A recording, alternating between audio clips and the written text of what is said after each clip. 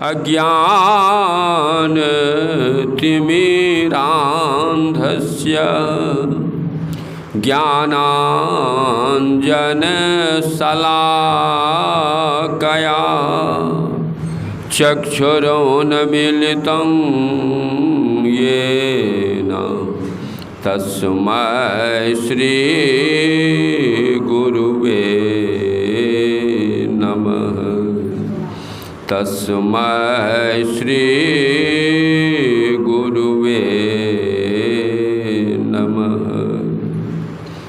श्री सद्गुरु महाराज की जय। श्री सद्गुरु महाराज की जय। श्री सद्गुरु महाराज की जय। सतत स्मरणीय पूज्यपाद संत सद्गुरु महाराज के चरण कमलों में सत सत नमन।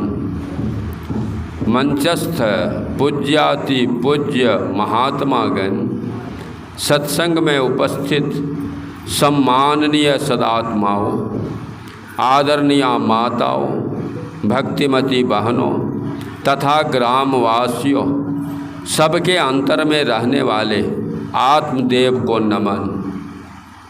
अभी हम लोग साप्ताहिक सत्संग में उपस्थित हैं। संत कबीर साहब की वाणी में आया है, जापल दर्शन साधु के साहब आवे याद, लेखा में वही घड़ी हैं अब बाकी के सब बाद। जिस पल जिस क्षण यह मनुष्य या हम या आप साधु महात्माओं के संग रहते हैं, उसके दर्शन करते हैं और सत्संग को सुनते हैं या साहब को याद करते हैं, ध्यान करते हैं, उसका स्मरण करते हैं। लेखा में वही घड़ी, उसी घड़ी की गिनती है। अब बाकी के सब बात जो दैनंदिन कर्मों में हम अपने समय को बिताते हैं, उसकी कोई गिनती नहीं है। दूसरे शब्दों में वे कहते हैं, सुत दारा और लक्ष्मी पापियों के घर होय, संत समागम हरि कथा और जग में दुर्लभ दो। सुत कहते हैं बेटा को, दारा पत्नी और लक्ष्मी धन दौलत। ये बेटा, स्त्री, धन दौलत पापियों के यहाँ भी होती। जो पापी है उसके यहाँ बेटा नहीं हो, उसकी औरत नहीं हो, उसको धन दौलत नहीं हो, ऐसी बात नहीं। पापियों के यहाँ भी ये तीनों चीज़ें होती। लेकिन संत समागम, संतों का संग अर्थात सत्संग, हरि कथा, ईश्वर की चर्चा, ईश्वर की कथा, संसार में ये दो चीज़ें दुर्लभ हैं। और उसकी सुलभता कहाँ होती है? इसी सत्संग में होती है। इसलिए सत्संग का बड़ा महत्व है। संत सुंदरदास जी कहते हैं कि जो कोई जाय मिले उन सुनर, होई पवित्र लगे हरि रंगा, दोष कलंक सबय मिट जाय, सो नीच हो जाई हो तो उतंगा। जैसे नीर मलिन महाति, गंग मिले होई जात है गंगा, सुंदर शुद्ध करे तत्काल, जो है जग माही बड़ो सत्संगा। कहते जो कोई जाय मिले उन सुनर, जो मनुष्य आकर किससे सत्संग में आकर मिल जाते, सत्संग करना शुरू कर देते हैं, तो कहते हैं नर होई पवित्र, वह मनुष्य पवित्र हो जाता है। और लगे हरि रंगा, उस पर हरि अर्थात ईश्वर का रंग लगने लगता है। क्यों लगता है ईश्वर का रंग? तुलसीदास जी कहते हैं विनय पत्रिका में, देहि सत्संग निज अंग श्री रंग, भव भंग कारण शरण शोकहारी। हे शरण में आए हुए के दुखों को दूर करने वाले, आप मुझे सत्संग दीजिए। यह सत्संग आपका निज अंग है। तो सत्संग परमात्मा का, ईश्वर का निज अंग है। तो जो सत्संग करते हैं, उसके अंग के साथ रहते हैं, तो हरि का रंग क्यों नहीं लगेगा? लगे हरि रंग का। दोष कलंक सब है मिट जाए। उनके जो दोष हैं, पिछला जो उन्होंने कुकर्म किया, दुष्कर्म किया, बदकर्म किया, ये जो दोष हैं उसके वे मिट जाते हैं। उस पर लगे हुए जो कलंक हैं वे मिट जाते हैं। नीच हूँ जाई सो हो तो उतंगा। नीच कुल में भी जो पैदा लिए हैं वे भी सत्संग के प्रभाव से श्रेष्ठ हो जाते हैं, पूजनीय हो जाते हैं, दर्शनीय हो जाते हैं। उदाहरण देते कि जैसे निर्मलीन महाअति, नाले का बिल्कुल गंदा जल किसी बर्तन में ले लिया जाए और ले जाकर उसे गंगा जी में उड़ेल दिया जाए, मिला दिया जाए, क्या हो जाएगा? वो गंग मिले होई जात है गंगा, वो गंगा जल हो जाता है।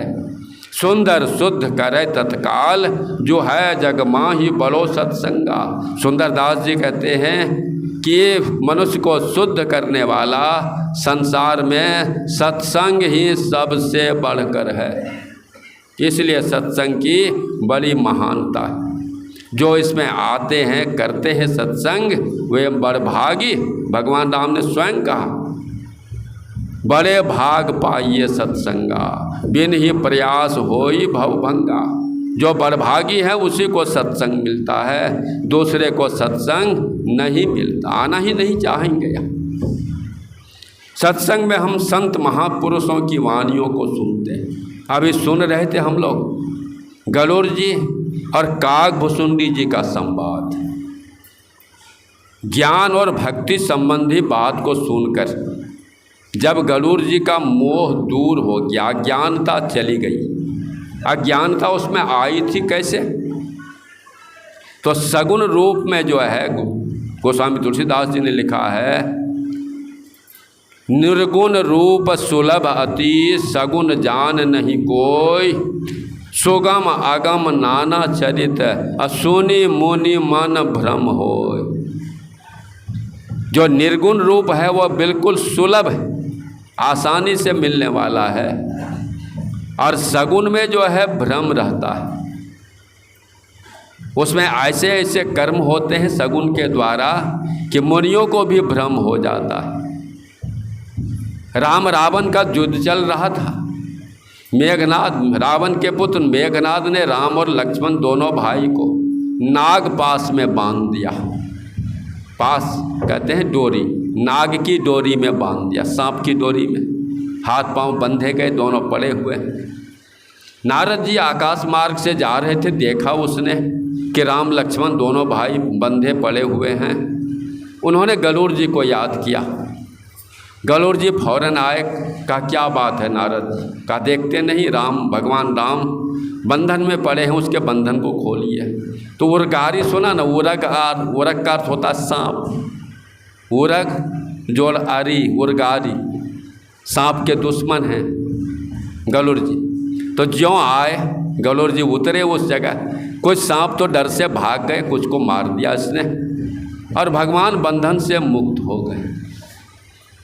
भगवान अब बंधन से मुक्त हो गए तो गरुड़ जी सोचने लगे कि भवसागर तरही नर, जपि जाकर नाम, अखर्व निशाचर बांधियो, नागपास सोई राम। जिस राम का नाम लेने से, नाम लेकर लोग संसार सागर को पार कर जाते हैं, और उस दुष्ट राक्षस ने उसी राम को बांध दिया नागपास में। ये राम है कि नहीं, ये संदेह हो गया। भगवान है कि नहीं, संदेह हो गया। ये मोह होना था, ज्ञानता आनी थी। गए नारद जी के पास, कहा आप जाइए ब्रह्मा जी के पास। ब्रह्मा जी ने भेज दिया महादेव जी के पास। महादेव जी जा रहे थे कुबेर के यहाँ, रास्ते में मिले। कहा गरुड़ जी इसके लिए बहुत दिनों तक सत्संग करना पड़ेगा, तब यह ज्ञानता मिटेगी। और भेज दिया उसको काकभूषुंडी जी के पास, चूँकि ये राजा हैं, गरुड़ जी पक्षियों के राजा हैं, और उसको एक मामूली काग के पास भेज दिया कि इसका गर्भ जो है समाप्त हो जाएगा, घमंड समाप्त हो जाएगा।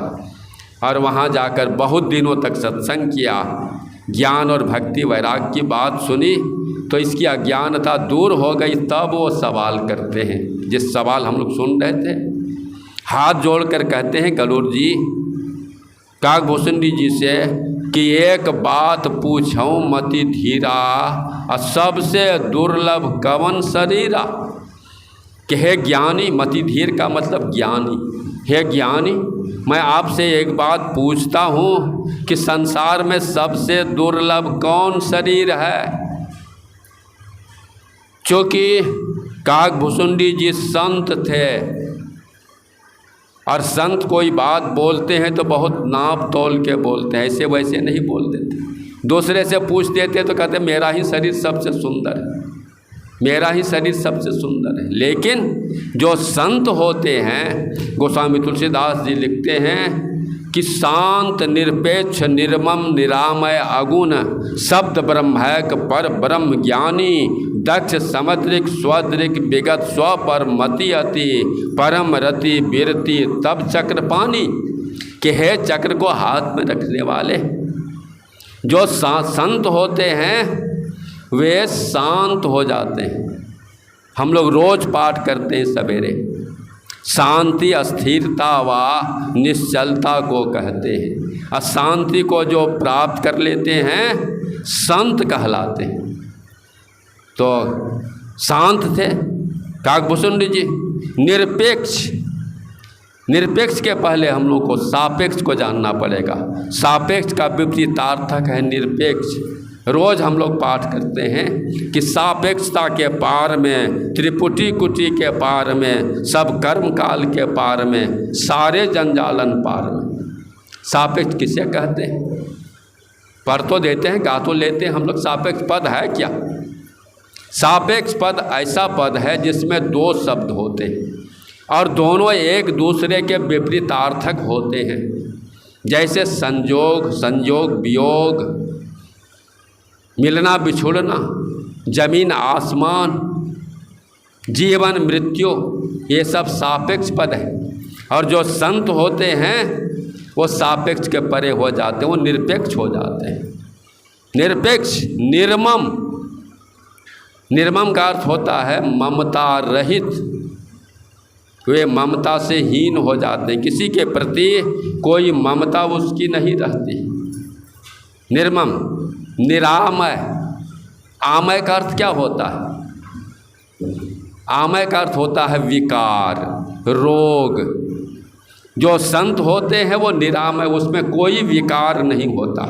तुलसीदास जी ने संत की परिभाषा देते हुए भगवान राम के मुख से नारद जी को कहलवाया।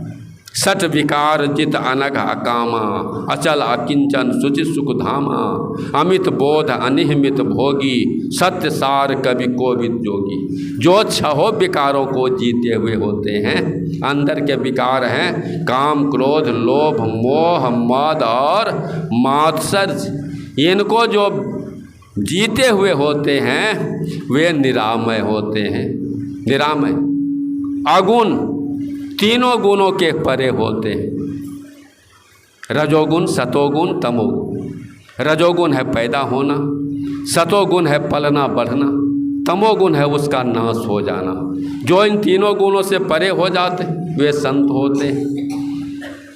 शब्द ब्रह्मैक पर ब्रह्म ज्ञानी, शब्द ब्रह्म के परे के ज्ञानी हो जाते हैं।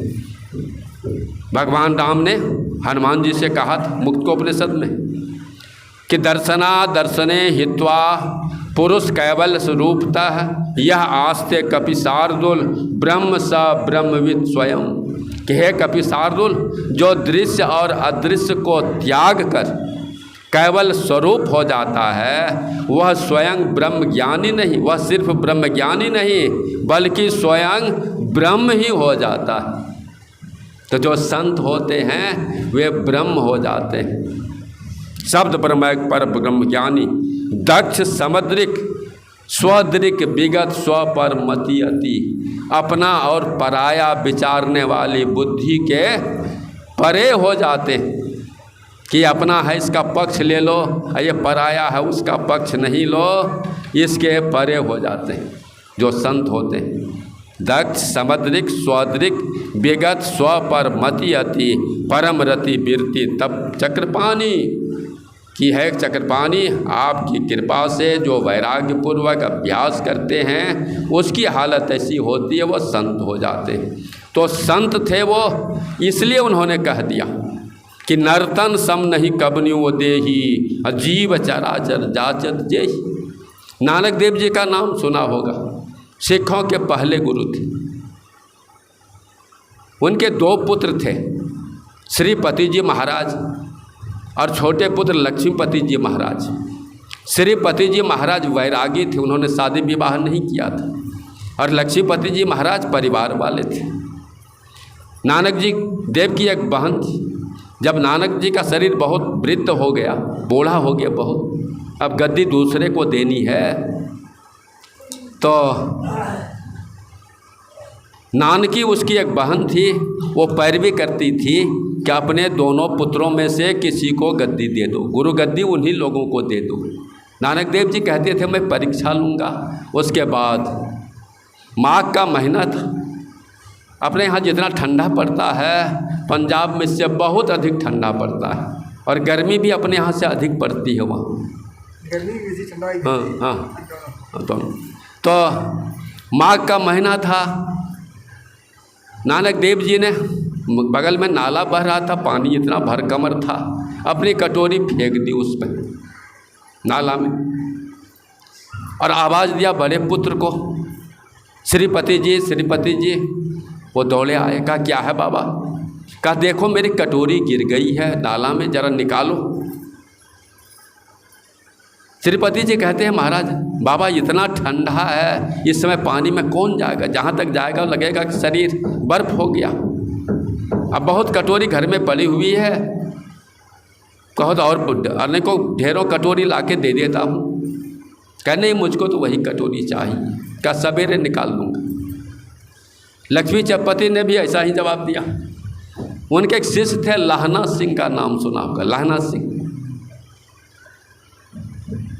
आवाज़ दिया बेटा लहना सिंह, वो दौड़ के आए, क्या है गुरुदेव? कहा देखो मेरी कटोरी गिर गई है और उसको निकाल दो। कूद पड़े, जो गुरुदेव के मुंह से निकला कूद पड़े नाला में, कटोरी निकाला, उसको धोया, स्नान किया, कटोरी ला के दिया। तो उसी लहना सिंह को गद्दी दी जो अंगद देव के नाम से विख्यात हुए। तो अपना और पराया विचारने वाली बुद्धि के परे हो जाते हैं। इसलिए काकभूषण जी ने कहा कि नर्तन सम नहीं कबन्यु देही, जीव चराचर जाचत जेही। जितने जीव हैं चर और अचर, जड़ और चेतन जितने जीव हैं, वे सब इसको चाहते हैं कि मुझको मनुष्य का शरीर मिले। एक बार एक महावत हाथी को नहला के आ रहा था, तो हाथी का स्वभाव है वो नहलाने पर भी वो सूंड से धूल उठा के अपने सिर पर लेता था, शरीर पर लेता था। एक आदमी इधर से जा रहा था, उसने महावत से कहा, पूछा कि महावत अभी तुम हाथी को नहला के ले आए हो और ये जो है फिर धूल अपने शरीर पर ले रहा, तो फिर नहलाने का मतलब क्या हुआ, क्यों लेता है? महावत पढ़ा लिखा दिखती, कहा महाराज क्या बताऊँ आपको, अरे जंगली जानवर है, ये क्या समझता है कि मुझको नहलाया गया है इसीलिए लेता। लेकिन उस व्यक्ति को संतुष्टि नहीं हुई।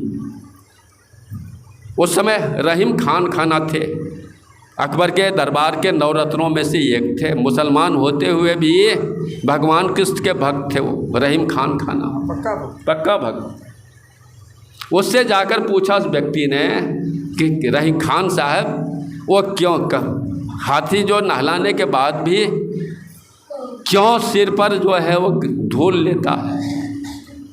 तो रहीम खान खाना ने कहा, वो कहते हैं शीश धूल धरे निज शीश पर, कहो रहीम के ही काज। तो रहीम कहते हैं जे ही रज ऋषि पत्नी तरी असो ढूलहत गजराज, कि जिस रजकन से, जिस धूलकन से ऋषि पत्नी अहिल्या का उद्धार हुआ, वही वो हाथी भी ढूंढता है कि मुझको भी वह धूलकन मिल जाए तो मेरा भी उद्धार हो जाए, इसीलिए वो धूल लेता है। तो भगवान राम ने अपने पाँव को छुड़वा दिया था पत्थर में, वो पत्थर जो है नारी बन गई थी, गौतम नारी अहिल्या को उद्धार हुआ था। उसके बाद कबीर साहब से पूछा, कबीर साहब कहते हैं कि राज दुआरे बांधिया माथा धोने गयंद, मानुष जन्म का पाई हों भजी हों परमानंद। राजा के दरवाजे पर, जमींदार के दरवाजे पर हाथी बंधा रहता है। माथा धुलना क्या है? सिर धुलना मुहावरा कि पछताता रहता है कि मनुष्य का जन्म कब मिले कि मैं उस परम आनंद परमात्मा का भजन करूं। तो हम लोगों को मनुष्य का शरीर मिला हुआ, अगर हम लोग भजन न करें तो किस कोटि में रहेंगे? तो इसलिए मनुष्य शरीर मिला है, इसकी खूबी क्या? सारे लोग जितने हैं सब अपने अपने हाथ से 3.5 हाथ के, कोई बेसी है 3.5 हाथ के, सब अपने हाथ से। एक हाथ में 2 बित्ता होता है और 12 अंगुल का 1 बित्ता होता है, तो 7.5 3.5 हाथ का शरीर है तो कई बित्ता हुआ? 3.5 गुना 2 7 बित्ता, और 12 अंगुल का 1 बित्ता, 12 सत्ते 84 अंगुल का ये शरीर हम लोगों को क्यों मिला? इसलिए मिला है कि हम साधन भजन करके 84 लाख जोनियों से अपने को मुक्त कर लें, इसीलिए ये शरीर मिला है साधन भजन करने के लिए। और दूसरा फर्क अंतर है कि और जो सृष्टि में जितने जीव हैं सबकी रचना पड़ी रेखा में हुई है, सिर्फ मनुष्य की ही रचना खड़ी रेखा में है। यह विशेषता है शरीर की। और उसके बाद विशेषता फिर काकभूषुंड जी बता रहे हैं कि नरक स्वर्ग अपवर्ग निसेनी, ज्ञान विराग भक्ति सुख देनी। इसी शरीर के अंदर जो है नरक जाने की सीढ़ी लगी हुई है। निसेनी का अर्थ होता सीढ़ी, नरक जाने की सीढ़ी लगी हुई है, स्वर्ग जाने की सीढ़ी लगी हुई है, और मुक्ति प्राप्त करने की, मोक्ष प्राप्त करने की भी सीढ़ी लगी हुई है इसी शरीर के अंदर में। आप चाहें तो जिस सीढ़ी पर चलें, दूसरे को सताकर, दूसरे को दुख देकर, और आप दूसरे की हत्या करवा के, दूसरे का धन माल छीन के आप जो है नरक जाने का टिकट ले रहे हैं, नरक की सीढ़ी पर आगे ऊपर बढ़ रहे हैं, तो नरक ही आप पहुंचिएगा। परोपकार जिसके मन में है, परोपकार की भावना जिसके मन में है, दूसरे की भलाई करते हैं और अपने जानते दान दक्षिणा भी देते हैं लोग, तो वह जो है स्वर्ग की सीढ़ी पर है।